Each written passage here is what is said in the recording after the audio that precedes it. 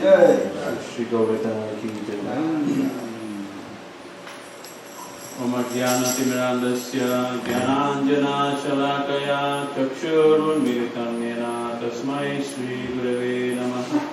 Shri Chaitanya Manavisham Sthapitam Yena Bhutale Swayam Rupa Ramakyam Dadati Sapradantikam Utam Karoti Vachalam Pandum Langayate Girim Yat Kripatamaham Vande Shri Guru Nitayam Paramananda Madhavam Shri Chaitanya Vishwanam Namamo Vishnupadaya Krishna Krishnaya Bhutale Srimate Bhaktivedanta Swami Namaste Saraswati Gopalani Vijaya Nirvishesha Shivani Satyani Jaya Shri Krishna Chaitanya Prabhu Nityananda Shri Advaita Gadadhara Srivasadi Gaurabhaktan Hare Krishna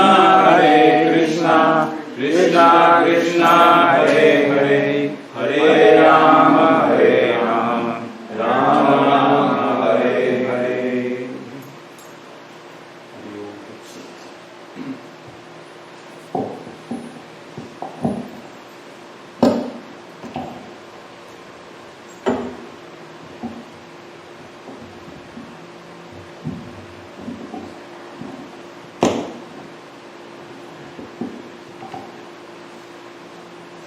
Hare Krishna. So thank you for giving me an opportunity to speak a little bit about this topic. Destiny.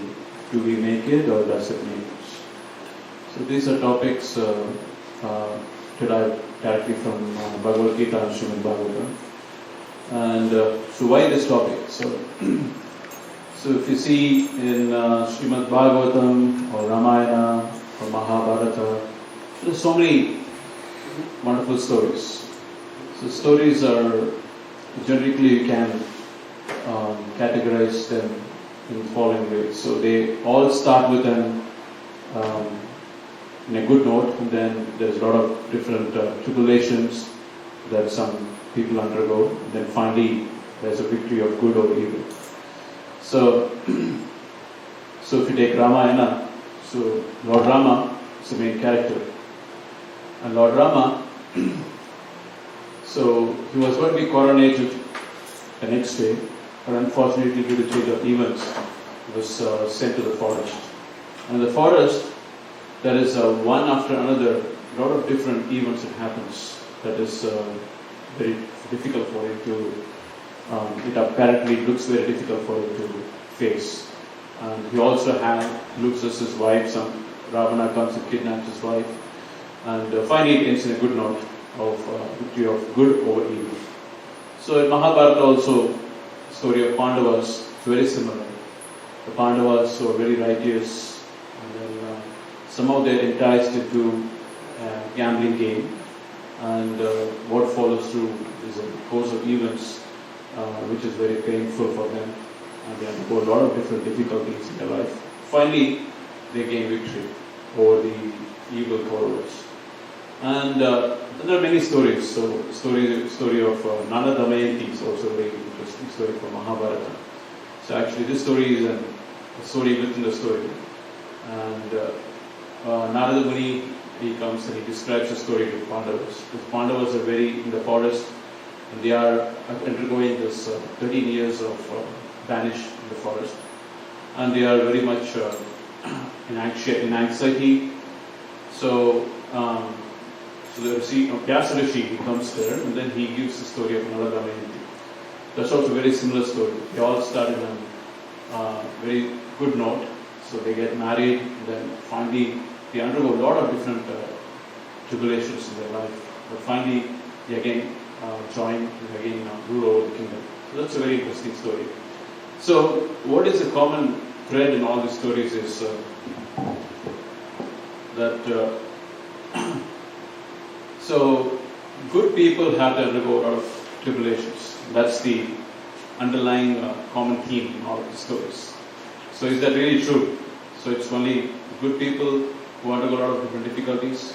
Do you think so? Yes. No. So, but that's a common thought. So there has to be an incentive for people to follow Dharma. Right? So people always ask this question. So Dharma, we see so many different stories. All of them undergo a lot of different difficulties. But finally, the victory of good order is fine. But what do I get? So I can have my life and I can just continue the way I am. And I can still be happy. I don't have to follow Dharma. So destiny is something that's a very intriguing topic for everyone.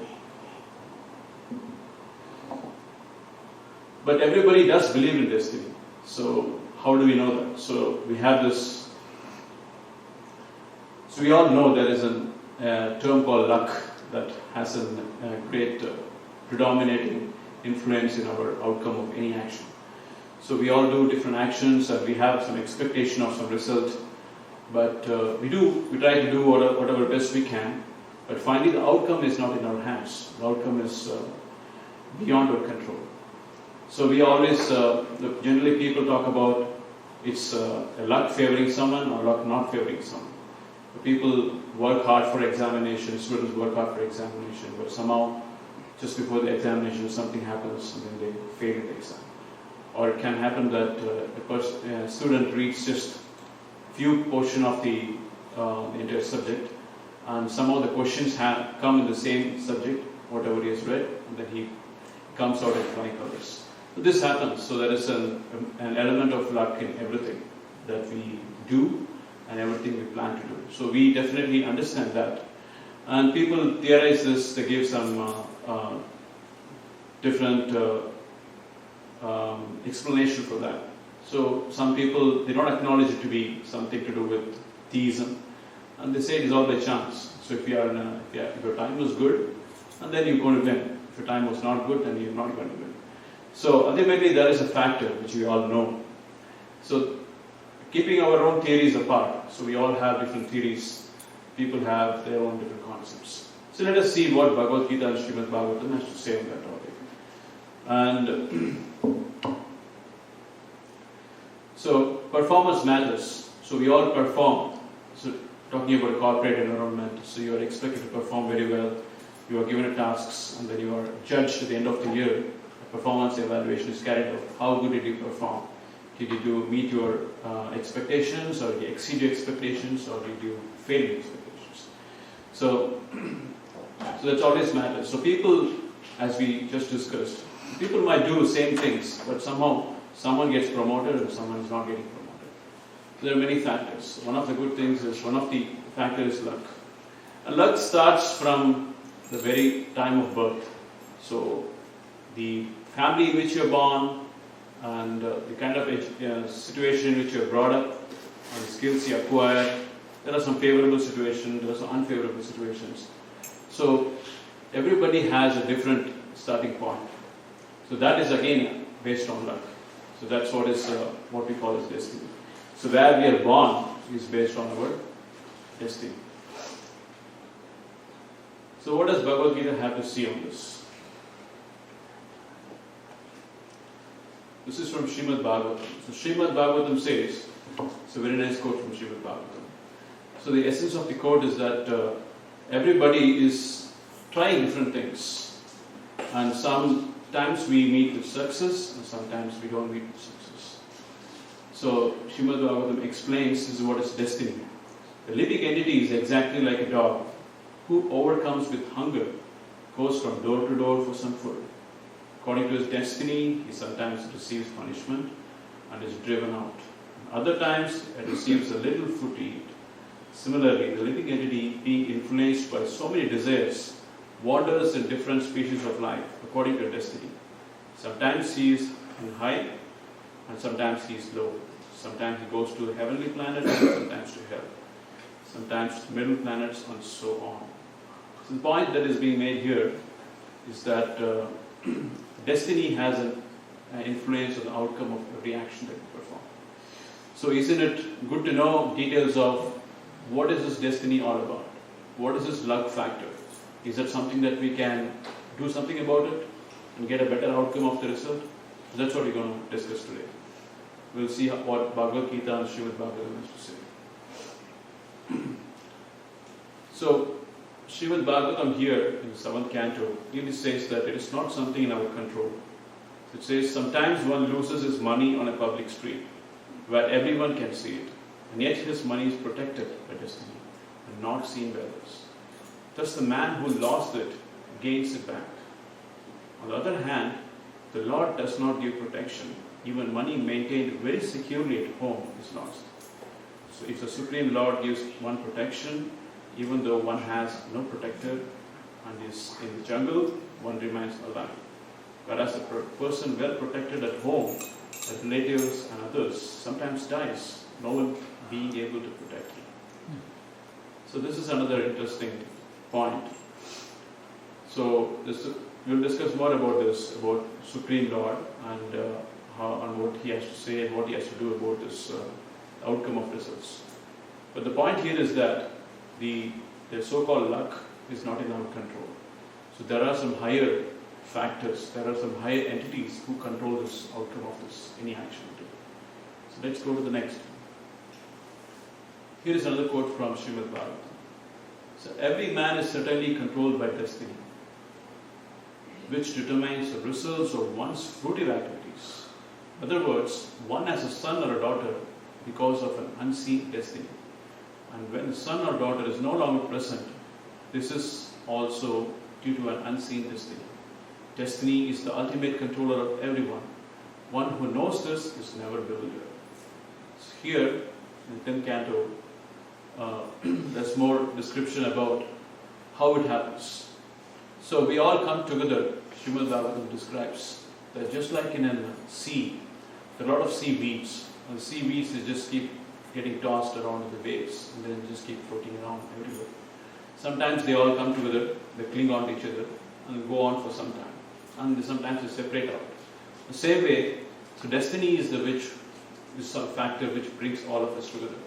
So a family in which we are born, the society where we are brought up, and the kind of things that we do in life. All of them, the starting point is the family where we are born. And that's an outcome of what we call as destiny. So in Bhagavatam especially it says that one who knows this, one who understands that the destiny is a supreme control. So he is never bewildered because he knows that not everything is his control. So he doesn't get bewildered, doesn't get frustrated because of something doesn't work the way he wants it to work, or something happens, everything happens smoothly the way he wants. In either case, he doesn't get bewildered. So that is one interesting point from Srimad Bhagavatam. So here we see some more explanation about it. So are someone exempted from this? So we have in the Srimad Bhagavatam and Bhagavad Gita, we talk about different personalities. We talk about humans, we talk about animals, and we talk about higher living entities, the higher planetary systems. So does this destiny, does it apply to everyone or does it apply only to humans? So here is an explanation of Bhagavatam.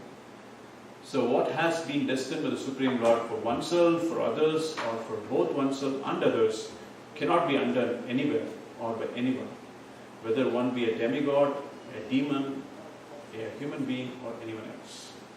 So interestingly, in Bhagavad Gita also, Lord Krishna says, "Ah Brahma Bona Loka Punaravartino."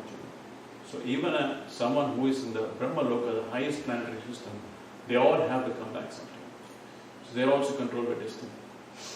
In fact, Srimad Bhagavatam, the purport, Srila Prabhupada says that every living entity, he starts from the point of becoming Brahma.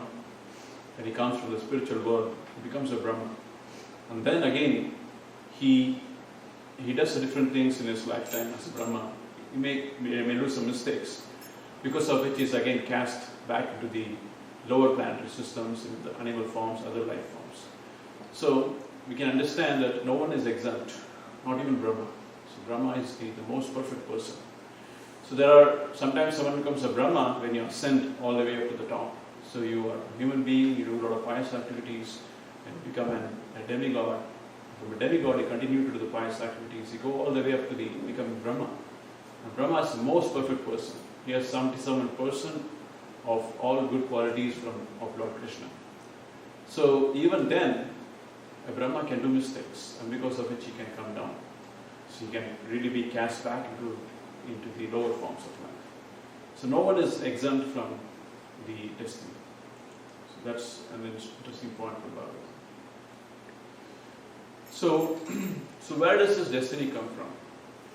So as we saw in the beginning, the first slide, destiny is the outcome of our actions. So it's a result of karma. And here is a nice explanation here. So does the effect of our actions is shown immediately? The answer is no. So here you can see, it's like this. We have a tank and a reservoir of water, and there are pipes running around. So some pipes are coming straight. There is an input and there is an inlet, there is an outlet. And there are some pipes which are curved, and some pipes are really very heavily curved. So because of this coils, the water comes out after a long time. The same way, so every action we do, it results in two things. Number one, it results in a seed of karma. The seed is sown as soon as action is done.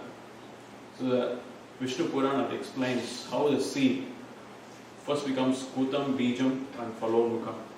There are four different stages that it undergoes. As soon as you sow a seed, everything has to fall in place. There has to be rain, there has to be good fertilizer, that the seed germinates into a plant. And the plant grows and grows and grows. And finally the plant, it flowers. And from the flower comes a fruit. That is kutam, bijam and phalomukha. Phala means fruit. So when it becomes a fruit, that's what we call it as a prarabdha karma. So prarabdha karma means the karma which is already fructified and it is already having an effect on us.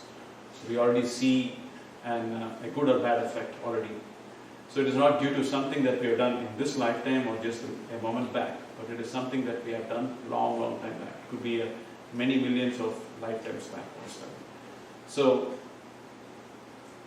that's what is karma. Karma is something that is what dictates the outcome of any action.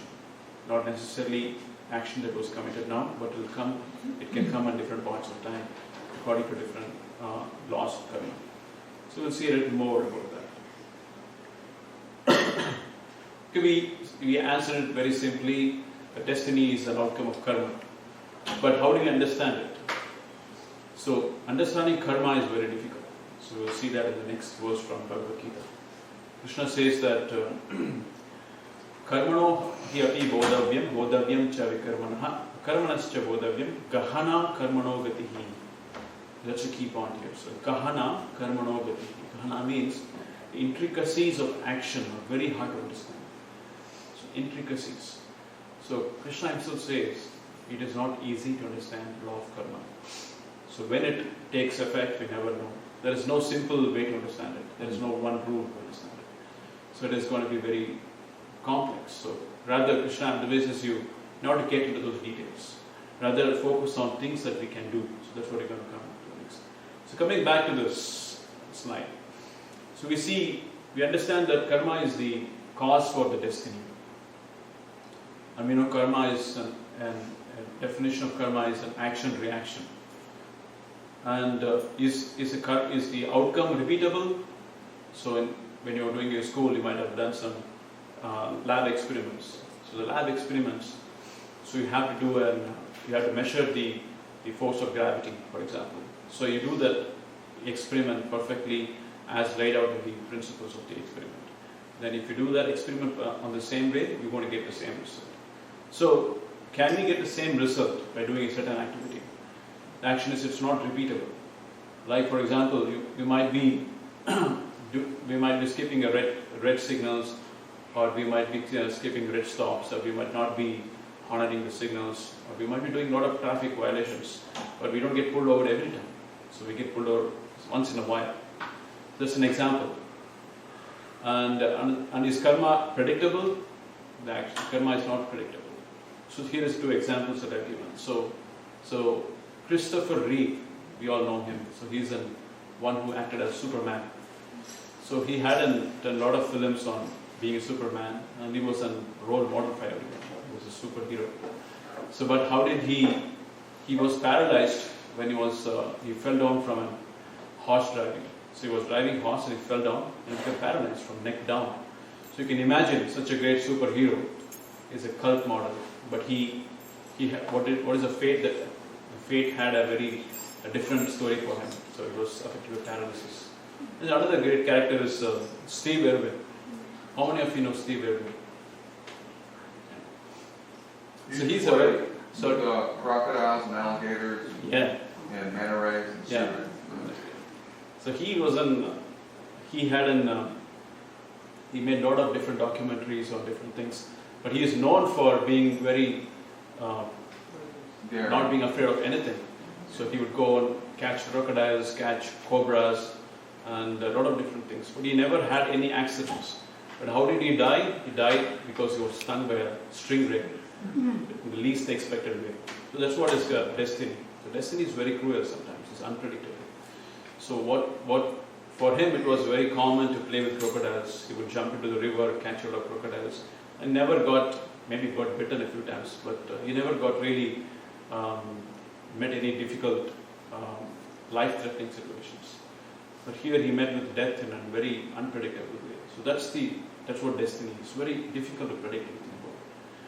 And it's not uniform. So people sometimes they walk on a slippery floor, they fell down. So different people have different outcomes. Some people they just have scratches, and some people they have broken limbs. So many things can happen. And it's not proportionate. Sometimes a small mistake can have a terrible consequence. Like just playing dice. The Pandavas played dice, but what was the outcome? The whole 14 years of suffering they had undergone. So it's unpredictable and disproportionate in its outcome, and it's not repeatable. So that's what we understand from what Krishna says. It is Gahana Karmano Gatihi. So it's very difficult to predict the outcome of any activity. Let's go to the next. So what is the explanation for this? So there are multiple philosophers, they have come with different explanations. So even in the Vedic theology, so there are 6 schools of Vedic theology, like Nyaya, Vaisheshika, then Karam Mimamsa, Uttara Mimamsa, and then there is Yoga. So there are different schools of thoughts. So some of them, they have attempted to explain how this destiny works. So some of the arguments are Karmavada. Karmavada means the outcome of your action is only due to the action. And some of them have described it as Devavada. Devavada means it is completely under control of higher entities, not just us. Our action doesn't really matter, but it is completely under control of the higher entities. So that's what we call Adhyatmika and Adibhautika and Adidaivika. So we'll see a little bit about that. Let's go to the next one. So there are 2 arguments. One is Daivavada. Daivavada means nothing is in my control. So Karmavada means everything is in my control. So what do you think is the correct explanation for this? Mixture. How many think it's Daivavada? Completely under the control of the Supreme Lord. What's the question again? The question is destiny. Is it controlled by Daivavada or completely, which means under the control of the demigods? Neither and both. Yeah, let's see that. So let us first understand what is Devavada. So here is an explanation. Here is a verse from Bhagavatam. So this is Narada Muni talking about his mother. So Narada Muni says, she wanted to look after my maintenance properly, but because she was not independent, she was not able to do anything for me. The world is under the full control of the Supreme Lord. Therefore, everyone is like a wooden doll in the hands of the corporate master. So just the verse taken out of the context, if you just see the verse, so that mentions that nothing is in our control. So everything is under the control of the higher entities. That's what is the Devavada. And other one is Karmavada. So it's talking about Devavada. Is it really true? So a good example of Devavada is Dhritarashtra. So in the Mahabharata, you can see there are so many different events that happens. And Dhritarashtra always is a mute spectator. He doesn't take any action. He prefers to be just let it go, not do anything about it. So that is his approach. And he would always give this argument that nothing is in our control. It's all the higher entities who control the outcome. So I have nothing much I can do. So he actually covered his attachment for his son and his not reprimanding his actions by giving this kind of an argument, Devavada argument, that everything is not in my control. So what is the outcome of Devavada? The negative outcome is someone who is so much obsessed with this kind of understanding, so they may become very passive, or they may not try to take any corrective measures if they are undergoing some problems or they have some issues, mental problems. They don't want to do anything to come over it. They prefer to just wait for something to happen, for things to change. That's the outcome of complete Devavada. And the other one, Karmavada, you're going to see that in the next. Let me come to the Karmavada later. Slide on that. So Karmavada is those who always worship me with exclusive devotion, meditating on my transcendental form. To them I carry. This is. So what Krishna says here. This is the verse I wanted to take. So they say the world is unreal, with no foundation, no God in control. They say it is a product of desire. So asatyam apratishtamte jagat ahur anishwaram aparaspara sambhutam kim anyat kama haitukam. So this is from 16th chapter of Prabhu Gita. So Krishna says the demoniac people, what do they think? They think everything is in my control. So I am the president of America. So if I want, I can bomb Iran. If I want, I can do this, I can do that. So they haven't, not just about Mr. Trump, but in general, everybody in our own different domain, in our own field of activities, we sometimes tend to think that I have control over things, I have dominion over things, I have control over my family members. Not necessarily be something like a work or job. We know it's not in our control. But in our own personal life, we tend to think that we have control over ourselves, or we have control over family members. And we try to force ourselves, our opinions on things, and then that leads to a lot of frustration in many ways. So this has a very important argument, is that Karmavada, it has its own bad effects. So just to think that everything is in my control, it leads to mostly atheistic tendencies. Especially atheistic people, they always tend to think that there is no luck factor, there is nothing. If you do your thing, if you do your best, then you will definitely get the results. And so that's what Krishna condemns this kind of a thinking. That and he clearly says this is demoniac. So what happens when you have Karmavada? So Karmavada's negative aspect is if something doesn't happen the way you want it to happen, then we blame ourselves. And then it leads to self-destruction, suicidal tendencies, and the failure becomes an existential problem. So if you fail, then you always blame yourself. So I was the cause of it. I didn't try enough, because of which I did not make it. So we don't understand there is a higher factor which has an outcome, which has an influence over the outcome.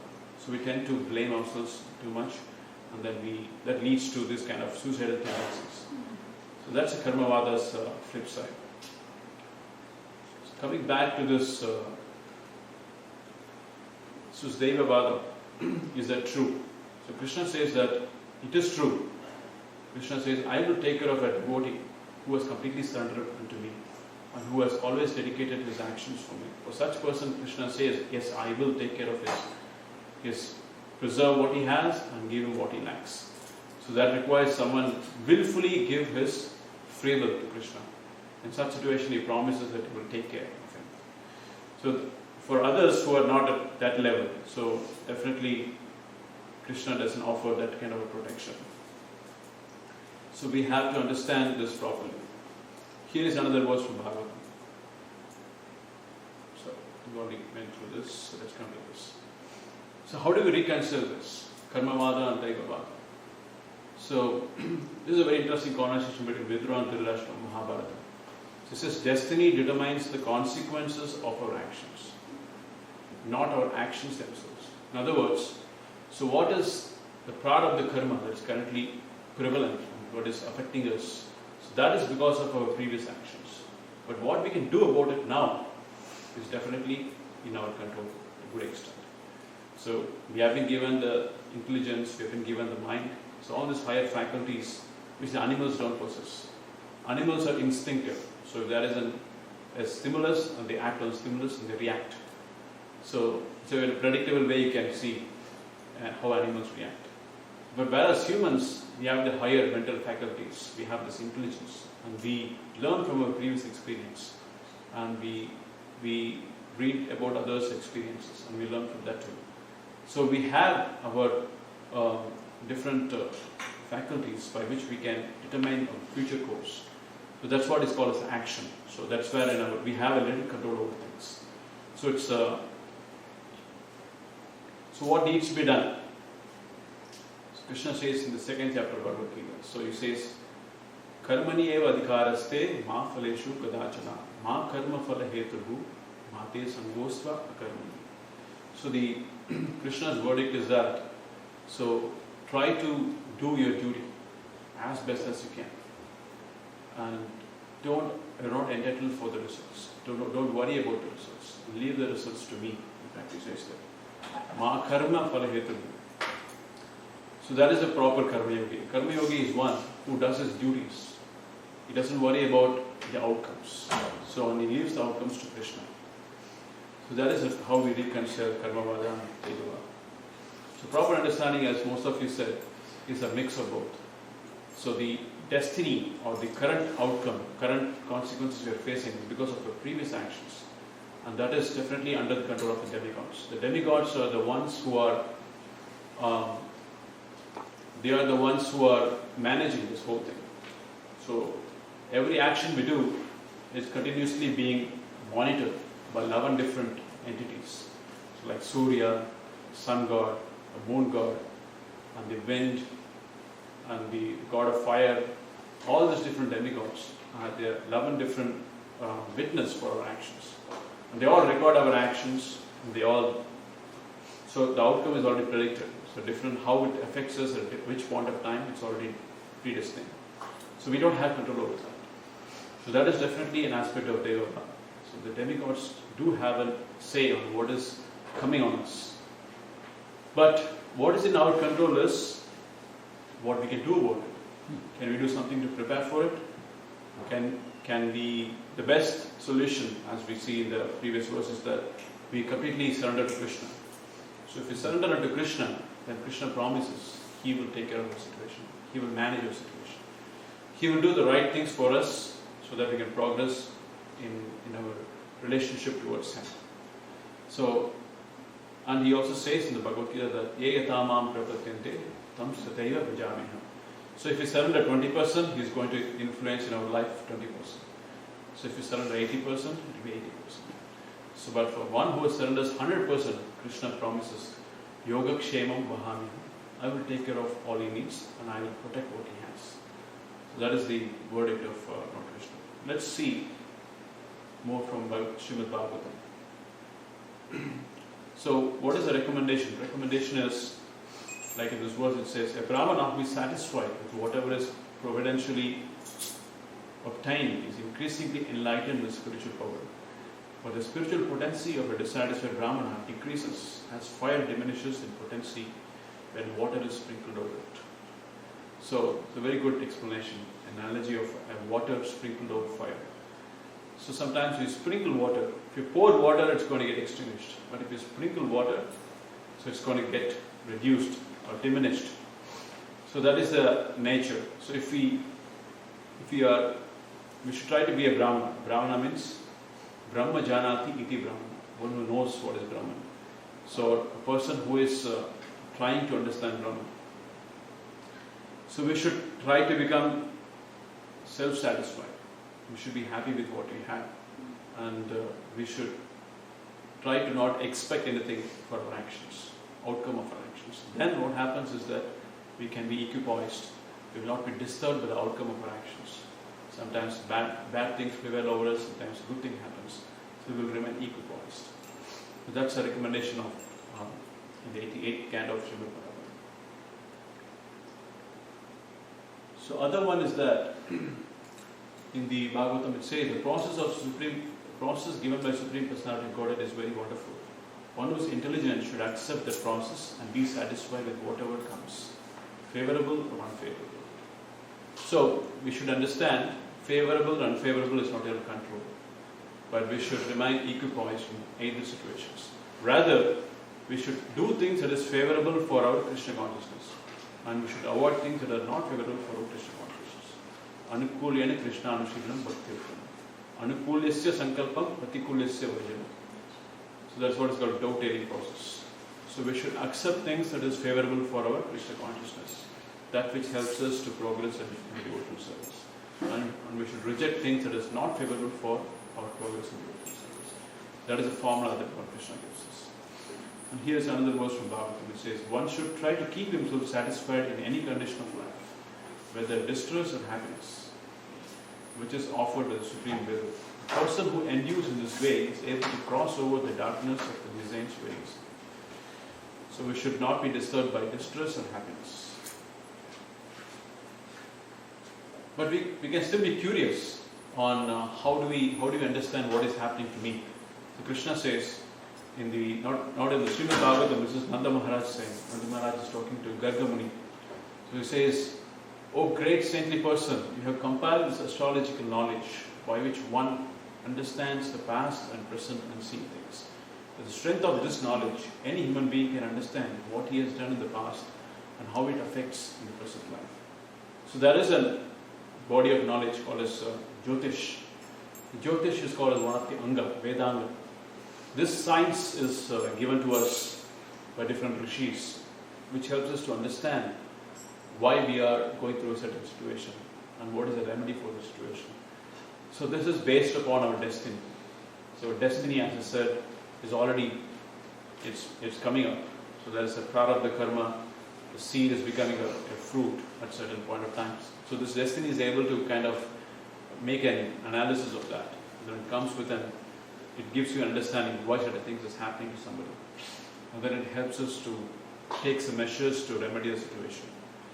So this is a way in which we can probably understand a little bit deeper of the situation. This is an authorized process which we can adopt.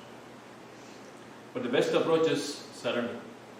So Krishna says, "Sarva dharman parityajya mam ekam sharanam vraja, aham tam sarva papebhyo mokshayishyami nasacha." Don't worry, Arjuna, I will take care of you. So whatever situation you are in, don't worry. Whatever happened in the past, don't worry. Just surrender to me, I will protect you.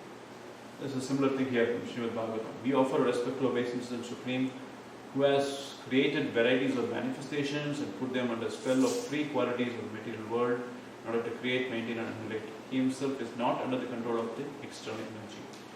His personal feature is completely devoid of the variegated manifestation of material qualities, and he is under no illusion of false identification. So we should understand that the Supreme Lord prevails over everything. So he can change the destiny if he wants to. So that is why Krishna says, "Masachaha, do not worry. So I can take care of your situation. So if you surrender unto me fully, without keeping 10% and surrendering 90%. So he wants a full surrender to us. So a good example is Draupadi. So Draupadi, when she was being disturbed by the Kauravas, so she was trying her best to protect herself. She first appealed to her husbands, "Please come and protect me." So when they were not coming forth, then she tried with all her might to protect herself. But ultimately she understood this is beyond me. So then she finally lifted one hand towards and then called for Madhava to protect, Krishna to protect. But still nothing was happening. And finally she completely gave herself up, completely dependent upon, with full trust, without any inhibition. She completely meditated upon Krishna's lotus feet. And that's when Krishna came to protect her. So that's the verdict of the Bhagavatam, verdict of Srimad Bhagavad Gita. That one has to have full, complete surrender to Krishna. Give up our inhibitions, give up our attachments, and then completely surrender to the Supreme Lord. The best way to do is by chanting Hare Krishna, Hare Krishna, Krishna Krishna, Hare Hare, Hare Rama, Hare Rama, Rama Rama. With this small presentation, I would like to open it for any questions, any comments. You said Dhritarashtra was too much of a fatalist, so he didn't take any action to change anything for the better. He said everything was in destiny. But if somebody's destined to play their role, like if Judas didn't betray Jesus, how would he be crucified for our sins? If Dhritarashtra didn't just go along with it, how would there be the battle of Kurukshetra? And if he tried to disarm it, so it almost sounds like he was just carried by destiny. And what could he have done different? What would be the difference between him doing anything different if they were destined to have the battlefield so all the demons could die and Krishna can speak the Bhagavad Gita to Arjuna and So that's what is called Devavad. That's what exactly you're saying. So the destiny prevails over it, and so Dhritarashtra was taking advantage of it. He was using that as an excuse for not doing what he is supposed to do.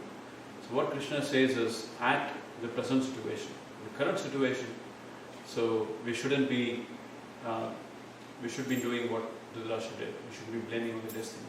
Rather, whatever is the best that we can do, we should do. So if Dhritarashtra did the right thing, he could have prevented the war. Krishna also did not want the war to happen.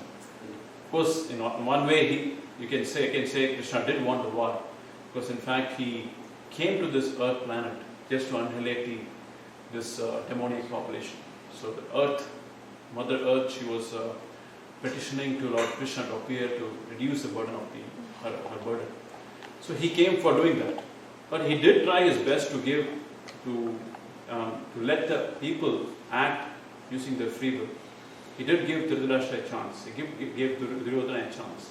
He came back as a peace messenger. He spoke about peace. And he wanted only 5 villages for the Pandavas to rule over. So he did everything that possible, even though he came for a purpose to kill the demonic population. So why would he do that?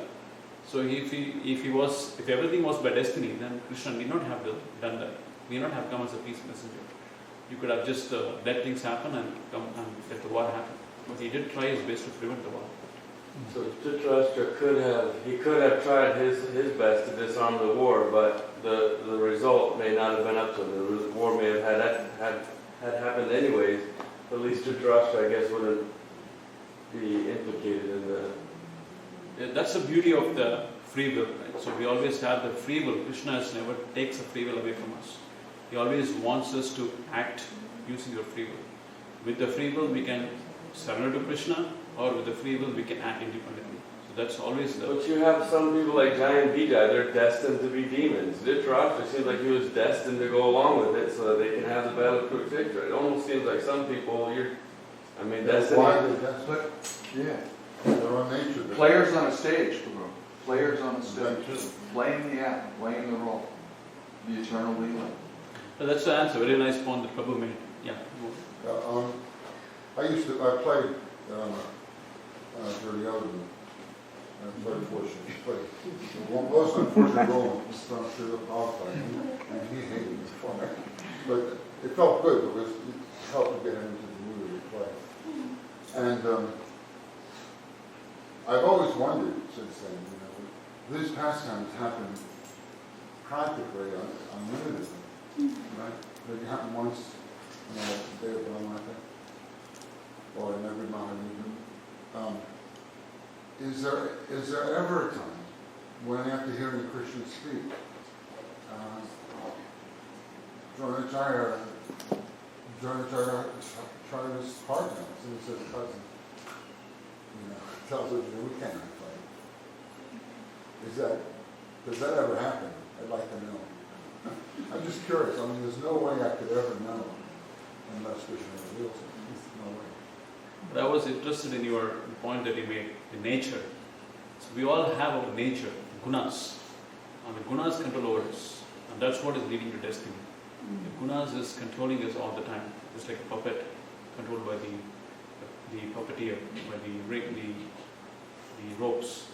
The same way we also get controlled by our nature. And that nature takes over us. And then that leads to what will happen.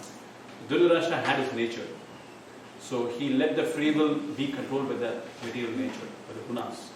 And so what happened is the outcome of the Mahabharata war. Because he did not use his free will, he did not seek the advice of Krishna, and he did not do what he needs to do. Because his guna was to be, let the status quo go on. So that approach that he had was due to his gunas. So he did not rise above his gunas. Krishna says in Bhagavad Gita, Traigunya Vishaya Veda, Nistraigunya Bhavajuna, Nirtantayasti Satvaste Niryoga Kshema Atma. So one should rise above the three gunas. That's when we can control, we can be independent. Otherwise we are just walking dead bodies. So that's perhaps the answer for your question. Yes, Prabhu. Dhritarashtra, he is a fatalist. He was acting, but he was acting like he was leaving it all up to destiny. But in reality, he was completely 100% behind his sons. And you can see in the Mahabharata that he does take action on several occasions when it's favorable for his sons. Such as when it became obvious that Draupadi was being protected by the Supreme Lord and that destiny would not be favorable to their sons. At that time, he calls for action. Stop, what do you want? I'll give you everything back. Please, forgive us. We didn't really want this to happen. So he took action at that time. And there are several occasions where he takes actions when it's favorable to his sons. Such as what to do about the kingdom. The Pandavas want their kingdom. All right, let's split it.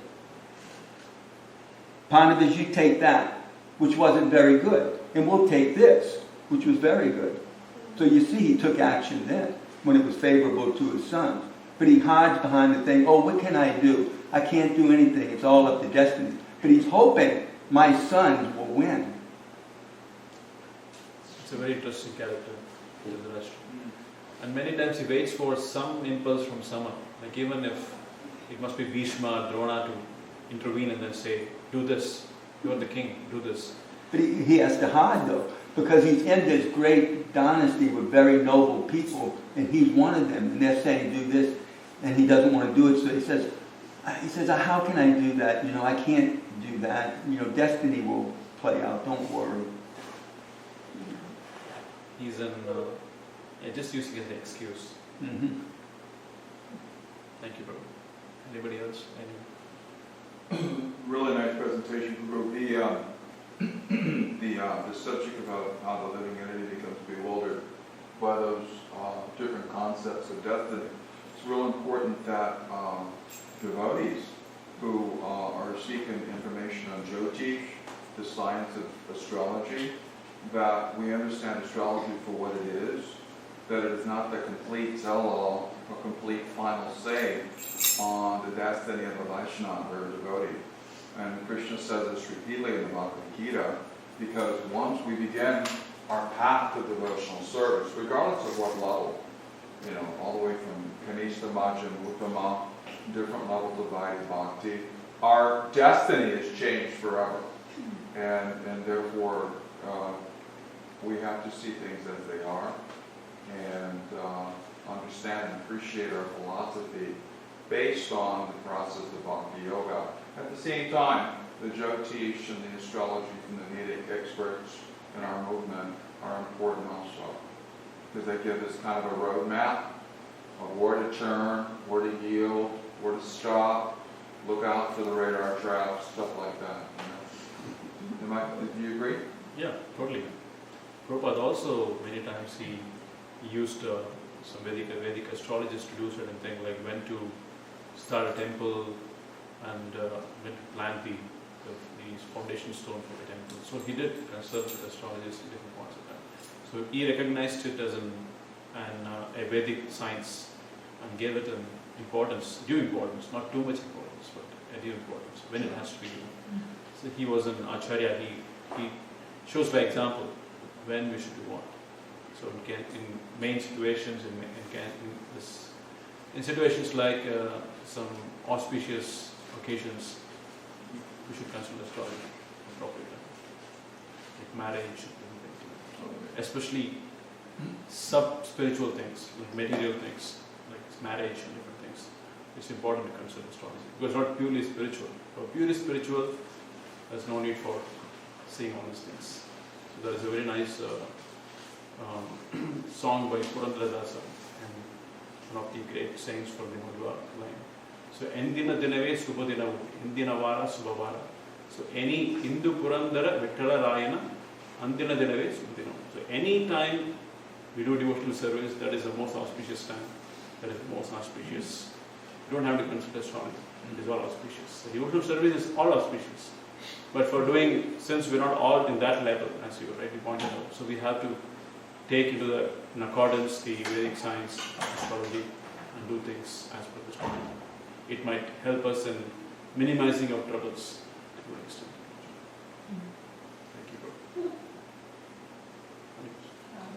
I was wondering, I get this question sometimes, is it destiny to become a devotee, or some people just won't become a devotee? And is it because bhakti, I heard bhakti is independent, so a person can become a devotee anytime, or is it just that it's already destined? Yeah, very nice question. From my understanding, others may also can have their points, that the devotional service comes from devotional service. So we might have done some Ajnata Sukriti, as Prabhupada calls it, some activity which is unknowingly done, so which pleases a devotee, which pleases Krishna. So that leads to further and further engagement with Krishna. So he gives us more opportunity.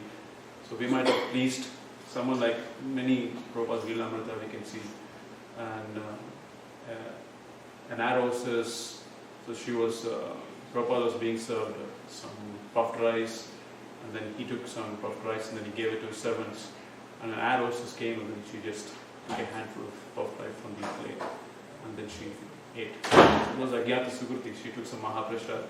So we do not know, some people we all might have settled in some way with that. So we might have done something that is pleasing to a devotee in some lifetime. So the outcome of this, that we get an opportunity to do some devotional service in Hare Krishna movement. Does that answer your question? Any other questions? Anybody? No. Well, it's kind of like, too, the destiny thing. Sometimes it's really funny because in Krishna consciousness, the devotees that have been around, we know if something good happens, then it's like maybe we take the credit or something. You know, like there's this other thing, if something bad happens, oh, Krishna's arrangement or something. You know, there's different expressions we use, and it's maybe not always seeing things clearly, but just like Srila Prabhupada one time went to take Charnamrita, and there was, he took it, there is salt. And then the lady that actually put the salt in instead of the sugar, she was like, oh, Krishna's arrangement or something. No, and then he was like pretty strict and pretty heavy. He was like, that was a stupidity or something. I'm not exactly sure what he said, but he was not saying that's not, he was saying that was not Krishna's arrangement. That was your neglect or something like that. So Very nice point. Can I ask another question? I was just wondering, so does Krishna have a lot to do, like, interfering with a devotee's situation? Because as one Mataji was telling me how when she had an arranged marriage, she really took it as Krishna's arrangement for her. But when everything went haywire and she ended up divorced, then she didn't think that way anymore. So I was saying, maybe this wasn't your destiny, but she's saying, oh no, I mean, it's just, it's Krishna's arrangement, but it just didn't work out.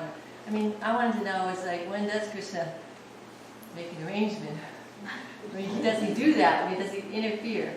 Not interfere, but forgive me, Lord. Yeah, marriage and everything, as we discussed in the presentation. So sometimes in the sea, Bhagavad gives an example. The seaweeds, they're floating around, and sometimes they get together. So it's not by chance, but it's all by destiny. So the marriage, the partner that we're going to get, so it's all by our previous karma. So everything might look right astrologically as well, but whatever we have to go through in our lifetime, we have to go through, irrespective of whether we saw astrology or not. Astrology helps in minimizing or optimizing the situation. It doesn't really kind of make sure the life is going to be trouble-free. So life is never going to be trouble-free. That's never told in anywhere. So Krishna has promised that this world is going to be Dukhalima Shashvata. So that is going to happen. It is bound to happen. If it doesn't happen, only you have to think why it did not happen. So that will be a problem, but it can be minimized, it can be optimized. But the point is that in the Vedic culture, there is no question of divorce.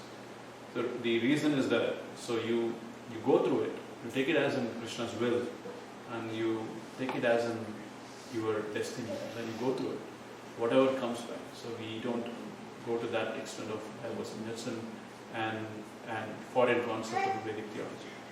So that's very important to understand. That's why Prabhupada was very much against divorce in society. And other thing is that also there is always an option of vanaprastha and sannyas. So if somebody is so frustrated with life, then there is a married life, there is an option of you can take vanaprastha or sannyas. That option is always there. But never divorce. No question of marrying someone else. That is not at all in our Vedic culture. Yes, there was one friend that got married many, many times, and I asked her one day, I said, well, what did you learn from that? And she said, I should have stayed with the first. Yes. You're going to suffer. Suffering has its own good things. So it helps us to become more humble. As Mataji pointed out, so anything bad we do, we should blame ourselves. Devotee always thinks it's because of my karma, it's because of my bad thing that I did in the past. Anything good happens, we should give the credit to Krishna. But usually we do the opposite. Anything good happens because of me. Anything bad happens, we blame on somebody else. We want to point fingers. So that's the nature of the condition. So Yeah, and I've seen how good can always be good because some people become very spoiled by wealth or something like that, whereas bad can, like Queen Kunti was praying for the bad because it can actually give us impetus to get out of the material. that's true.